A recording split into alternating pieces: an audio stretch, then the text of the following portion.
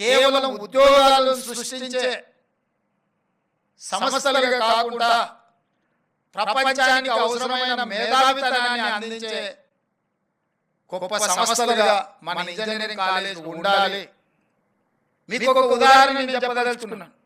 ఈ రోజు దేశంలోనే ప్రపంచంలోనే కోవిడ్ వచ్చినప్పుడు వ్యాక్సిన్ ఉత్పత్తి చేసే ఫార్మా కంపెనీలు ఇండియాలో 4 ఉంటే 4లో 3 తెలంగాణ హైదరాబాద్లోనే, ఓన్లీ 1 పూణేలో ఉన్నాయి. ఏంది దీనికి కారణం? ఎప్పుడైనా మా మిత్రులు ఆలోచన చేసినా నేను అడుగుతున్నా. దీనికి కారణం 1965-70s మధ్యలో శ్రీమతి ఇందిరాగాంధీ గారు హైదరాబాద్లో ఐడిపిఎల్ని ఎస్టాబ్లిష్ చేయడం వల్ల, ఫార్మా మీద ఆరండి జరగడం వల్ల ఐడిపిఎల్లో ఉద్యోగులుగా చేరిన వాళ్ళు అక్కడ వచ్చిన ఎక్స్పీరియన్స్తో బయటికి వచ్చి, అది ఎస్ఓఎల్ కావచ్చు, రెడీ కావచ్చు, ఆల్ అదర్ ఫార్మాస్యూటికల్ సంస్థల యజమానులు ఒకప్పుడు ఐడిపిఎల్ రిలేటెడ్లో ఉద్యోగాలు చేసిన వాళ్ళు లేదా అక్కడ జరిగిన రీసెర్చ్లో భాగస్వాములు. కాబట్టి 65లోనే శ్రీమతి ఇందిరాగాంధీ గారి నేతృత్వంలో ఇక్కడ ఫార్మా రిలేటెడ్ ఇన్స్టిట్యూషన్ ఎస్టాబ్లిష్మెంట్ చేసింది. కాబట్టి ఈరోజు మనం దేశంలోనే డ్రగ్ బల్క్లో మనం మెజారిటీ మన దగ్గర నుంచి ఎక్స్పోర్ట్ అవుతున్నది. ప్రపంచానికి ఏ అవసరం ఉన్న బల్క్ డ్రగ్ రిలేటెడ్ ఇష్యూస్ ఏమైనా ఉంటే తెలంగాణ వైపు చూస్తున్నారు అని అంటే, ఆనాటి పాలకులు చాలా ముందు చూపుతో ఆలోచన చేసి హైదరాబాద్లో ఎస్టాబ్లిష్ చేసిన ఐడిపిఎల్. ఇంతకుముందే మిత్రుడు శ్రీధర్ బాబు గారు ఒక మాట చెప్పారు, Karnataka is the highest exporter of IT sector అని. వై? ఎస్ఎం కృష్ణ అనే ముఖ్యమంత్రి మొట్టమొదట అందరికంటే ముందు ఐటీ రంగాన్ని, ఐటీ విధానాన్ని ఆలోచన చేసి ఆ ముఖ్యమంత్రి గారు అక్కడ ఆ విధానం తీసుకొచ్చిండు. కాబట్టి ఈ రోజుకు దేశంలోనే ఐటీలో అత్యధికంగా ఎగుమతి చేసే రాష్ట్రంగా కర్ణాటక రాష్ట్రం, బెంగళూరు సిటీ వచ్చింది, ఫాలోడ్ బై తెలంగాణ. ఎందుకంటే గత ముఖ్యమంత్రులు ఐటీని, ఫార్మాను గుర్తించడం వల్ల భవిష్యత్ అవసరాలను దృష్టిలో పెట్టుకొని ఉద్యోగ ఉపాధి అవకాశాల కోసం ఇది పనికొస్తుంది, మన యువతకు ఇది అత్యధికంగా లబ్ధి చేకూరుస్తుందని గత పాలకులు, గత ముఖ్యమంత్రులు, ప్రధానమంత్రులు తీసుకున్న నిర్ణయాలతోటి ఈరోజు తెలంగాణ రాష్ట్రం ఐటీ అండ్ ఫార్మాలో మనం చాలా ముందు ఉన్నాం. ఒక స్టడీ ప్రకారం ప్రపంచంలో ప్రతి 10 మంది ఐటీ నిపుణులల్లా 4 భారతీయులు అయితే ప్రతి 4లో ఒకడు తెలుగువాడు. అంటే ప్రపంచంలో 10 మంది ఐటీ నిపుణులు ఎత్తుకుంటే 10 మందిలో ఒకడు తెలుగువాడు అని అంటే, ఇక్కడి నుంచి మన కాలేజీలో మీరందరూ మీ విద్యార్థులను తయారు చేసి ప్రపంచానికి ఇచ్చిండ్రు. కాబట్టి సత్యనాదన్లు ఈరోజు ప్రపంచంలో పెద్ద కంపెనీలకు, మల్టీనేషనల్ కంపెనీల సీఈఓలుగా మారినారు. రాబోయే 20 సంవత్సరాలలో any multinational company, you take it any company, ఆ కంపెనీల సీఈఓలు మన దేశం వాళ్ళు. సుందర్ పిచ్చయ్య కావచ్చు, ఎవరైనా కావచ్చు, మీరు చూడండి, మన దేశంలోనో మన ప్రాంతంలోనో మన దగ్గర చదువుకున్న వాళ్ళే. మరి ఈ దిశగా ప్రపంచం అందరూ ఆశ్చర్యపోయే విధంగా ఐటీ నిపుణులను కానీ ఇతర నిపుణులను ఉత్పత్తి లేదా తయారు చేసే మనము భవిష్యత్తు యొక్క ఆలోచనలను, అవసరాలను దృష్టిలో పెట్టుకొని ఈరోజే మనకు స్వతంత్రం వస్తే ఈరోజే ప్రపంచానికి అవసరమైన ప్రణాళికలు మనం సిద్ధం చేసుకుంటే, ఈరోజే మనం ఒక న్యూ యాక్షన్ ప్లాన్ రెడీ చేసుకుంటే ఏం చేసుకోవాలనో ఆ విధంగా ఆలోచన చేసుకొని మన సిలబస్ నుంచి చాలా వరకు మనం చెప్తున్న చదువుకి, మార్కెట్లో అవసరాలకి అసలు ఎక్కడ పొంతం లేదు. నిన్న మొన్న మా ప్రభుత్వం ఒక బోల్డ్ డెసిషన్ తీసుకున్నది. తెలంగాణ రాష్ట్రంలో 65 ఐటీఐలు ఉన్నాయి, ఇండస్ట్రియల్ ట్రైనింగ్ ఇన్స్టిట్యూట్స్. 20 సంవత్సరాలు 30 సంవత్సరాల క్రితం ఎప్పుడో వాళ్ళకి ఏదో సిలబస్ తయారు చేస్తే ఇప్పటికి అదే చదువుకుంటున్నారు. చదువుకొని బయటకు వస్తే అసలు ఈ ప్రపంచంలో అట్లాంటి అవసరమే లేని పరిస్థితి ఉంది. చదువుకొని సర్టిఫికేట్ తీసుకొని అది ఐటీఐ కావచ్చు, పాలిటెక్నిక్ కావచ్చు, ఇంజనీరింగ్లో కూడా ఈరోజు మనం నేర్పిస్తున్న, మనం చెప్తున్న చదువుకి బయట వాళ్ళు పోటీ పడే ప్రపంచానికి దేర్ ఇస్ అన్ గ్యాప్. అందుకే ఆలోచన చేసి ఈ ఐటీఐలను టాటా సన్ కన్సల్టెన్సీ వాళ్ళతోని మాట్లాడి టాటా సంస్థలతోని వాళ్ళ సిఎస్ఆర్ ఫండ్స్ని వాళ్ళతో మాట్లాడి ఐటీఐలను అన్నిటిని కూడా 65ను ఏటీసీ అడ్వాన్స్డ్ టెక్నాలజీ సెంటర్స్ కింద మార్చి ఈరోజు 2400 కోట్ల రూపాయలతోటి 86% from Tata, only 14% from Telangana government matching grant ఇచ్చి ఈరోజు 65 ఐటీఐలను అడ్వాన్స్డ్ టెక్నాలజీ సెంటర్లుగా మన పైలట్ ప్రాజెక్ట్ కింద మల్లెపల్లిలో పెడితేనే అక్కడికి వెళ్తే ఐ వాజ్ వండర్.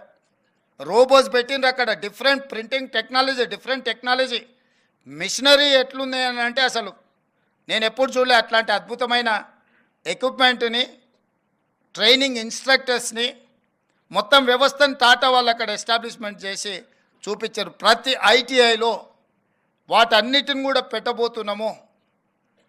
అత్యంత ఆధునిక యంత్రాంగం మీద విధానాలను, కంప్యూటరైజ్డ్ సిస్టమ్ని ఎస్టాబ్లిష్ చేసి ఐటీఐలలో చేరే వాళ్ళకి వాళ్ళు ట్రైనింగ్ ఇచ్చి పంపించే ఒక విధానాన్ని తీసుకుని ఒక చిన్న ఐడియా టాటా వాళ్ళతో మాట్లాడి వాళ్ళ సిఎస్ఆర్ ఫండ్స్ నుంచి పెట్టుబడి పెట్టించి నేను డావోస్ పోయినప్పుడు ఆ టాటా సన్స్ చంద్రశేఖరన్ కలిస్తే వారితో మాట్లాడిన సందర్భంగా సమాజంలో ఉన్న సమస్య మీద మాట్లాడినప్పుడు ఇది ఒక ఆలోచన వచ్చి ఆ టాటా వాళ్ళతో టైఅప్ చేస్తే ఈరోజు చాలామంది నిరుద్యోగులు మిడిల్ ఈస్ట్ కంట్రీలకు పోయే వాళ్లకు, పర్టికులర్ ఉత్తర తెలంగాణ జగిత్యాల, కోరుట్ల, కరీంనగర్ ఈ ప్రాంతం నుంచి మిడిల్ ఈస్ట్ కంట్రీస్కి వెళ్ళి ఉద్యోగాలకు అక్కడ పోయి బాండెడ్ లేబర్గా మారిపోతున్నారు. ఈరోజు మన దగ్గర కూడా కన్స్ట్రక్షన్ సైడ్ నేను చూస్తున్నా, కన్స్ట్రక్షన్లో వర్క్ చేసే లేబర్ కావచ్చు, కన్స్ట్రక్షన్ సైడ్లో ఉండే టెక్నీషియన్స్ కావచ్చు, మన వాళ్ళు ఎవ్వరు లేరు. బీహార్ నుంచి వచ్చిన వాళ్ళు, ఒడిశా నుంచి వచ్చిన వాళ్ళు, లేదా బెంగాల్ నుంచి వచ్చిన వాళ్ళు కనిపిస్తుండ్రు. పోని మన దగ్గర నిరుద్యోగ సమస్య లేదా అంటే తెలంగాణ పబ్లిక్ సర్వీస్ కమిషన్లో నమోదు చేసుకున్న వాళ్ళు 30 లక్షల మంది ఉన్నారు, నమోదు చేయకుండా ఉన్న వాళ్ళు ఇంకొక 30 లక్షల మంది ఉన్నారు. 60 లక్షల మంది నిరుద్యోగులు ఉన్న తెలంగాణ రాష్ట్రంలో ఇక్కడ ఉపాధి అవకాశాలు పక్క రాష్ట్రాల నుంచి వచ్చి పొందుతున్నారంటే ఎక్కడో ఒక గ్యాప్ ఉంది. ఆ గ్యాప్ ఏందనేది ఈరోజు ఇక్కడ కూర్చున్న మీరందరూ మనమందరం ఆలోచన చేయాలి. ఆ గ్యాప్ని మనం ఫిలప్ చేయకపోతే భవిష్యత్ తరాలకు అన్యాయం జరుగుతుంది. తెలంగాణ రాష్ట్రంలో ఉన్న యువత నిర్వీర్యం అవుతారు.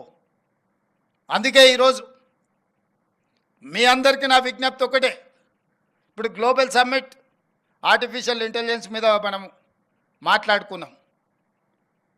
నేనేం పెద్ద ఇంజనీర్ని కాదు, పెద్ద మేధావిని కాదు. కాకపోతే భవిష్యత్ అవసరాల గురించి మేధావులు చెప్పినప్పుడు విన్న దాంట్లో ఒక లాజిక్ని కనెక్ట్ అయితే ఆ లాజిక్తోని మనం ముందుకు వెళ్ళడానికి పొలిటికల్ ఎగ్జిక్యూటివ్ డెసిషన్ తీసుకోవడమే మా బాధ్యత. ఈరోజు ఫామ్ అయిన ఐటీ తర్వాత ఆర్టిఫిషియల్ ఇంటెలిజెన్స్ అనేది దేశాన్ని, ప్రపంచాన్ని నడిపించబోతుంది. ఆ అవసరాలను గుర్తించి ఇండియాలో లీడ్ పార్ట్నర్గా ఆర్టిఫిషియల్ ఇంటెలిజెన్స్లో తెలంగాణ రాష్ట్రం ఉండాలన్న ఆలోచనతోని మీ దగ్గర చదువుకుంటున్న విద్యార్థులను ఆర్టిఫిషియల్ ఇంటెలిజెన్స్ వైపు మీరు వాళ్ళకి ఆ కోర్సులు కావాల్సిన విధానాన్ని మీరు తీసుకొని ముందుకు రండి. దానికి సంబంధించి మా ప్రభుత్వం ఒక స్పష్టమైన విధానంతో మిమ్మల్ని ప్రోత్సహించడానికి సిద్ధంగా ఉన్నదని చెప్పి నేను చెప్పదలుచుకున్నాను. అదేవిధంగా skilled or semi skilled labour కూడా మన దగ్గర లేరు. ఇంజనీరింగ్ చదువుకొని బయటకు వస్తే పట్టా ఉంటుంది కానీ పనితనంలో చాలా బాధాకరంగా పరిస్థితులు ఉన్నాయి. అందుకే ఈరోజు మా ప్రభుత్వం ఆలోచన చేసి ఎస్కీలో మనము స్కిల్ డెవలప్మెంట్ యూనివర్సిటీని, ఒక కొత్త యూనివర్సిటీని ఇంట్రడ్యూస్ చేసి తొందరలోనే ఆ యూనివర్సిటీని మనం స్టార్ట్ చేస్తున్నాం. Already government has initiated that process like ISB. ప్రభుత్వం ఏదో నిధులు ఇచ్చి ప్రభుత్వమే సిలబస్ను డిసైడ్ చేస్తే ప్రభుత్వంలో ఆ సిలబస్ ఏది కావాలని మా దగ్గరకు వచ్చి అది అప్రూవల్ అయ్యి మళ్ళీ కిందికి పోయే వరకు 4 ఏళ్ళు అయింది. 4 ఏళ్ళలో మేము అప్రూవల్ ఇచ్చిన సిలబస్ అవుట్డేటెడ్ అయిపోతే దాని గురించి మాట్లాడే వాళ్ళు కూడా ఉండరు. అందుకే కరికులం నుంచి ప్రతిదీ ఐఎస్బికి ఒక మేనేజ్మెంట్ ఎట్లయితే ఉందో దాని అవసరాలను బట్టి ప్రపంచంతో పోటీ పడే విధంగా వాళ్ళు ఎట్లా నిర్వహించుకోవడానికి ఇచ్చినామో అటానమస్గా skill university, skill development university కూడా అట్లా అటానమస్ స్టేటస్ ఇచ్చి ప్రతిదీ వాళ్ళే నిర్వహించుకునే విధంగా ఏర్పాటు చేయాలి అని చెప్పి ఈరోజు మేము నిర్ణయం తీసుకున్నాము.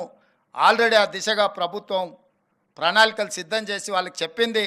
అందులో ముఖ్యంగా ఫార్మా సైడ్ ఉన్న ఇండస్ట్రియలిస్టులను, అదేవిధంగా ఐఎస్బిలో ఆల్రెడీ పార్టయ ఎడ్యుకేషనల్ ఇన్స్టిట్యూట్ రన్ చేస్తున్న వాళ్ళందరినీ కూడా పిలిపించి కూర్చోబెట్టి మాట్లాడడం జరిగింది. ఆ రోజు అత్యవసరంగా మీటింగ్ ఏర్పాటు చేసినాం కాబట్టి కొద్ది మందినే ఆ రోజు పిలవగలిగినాము.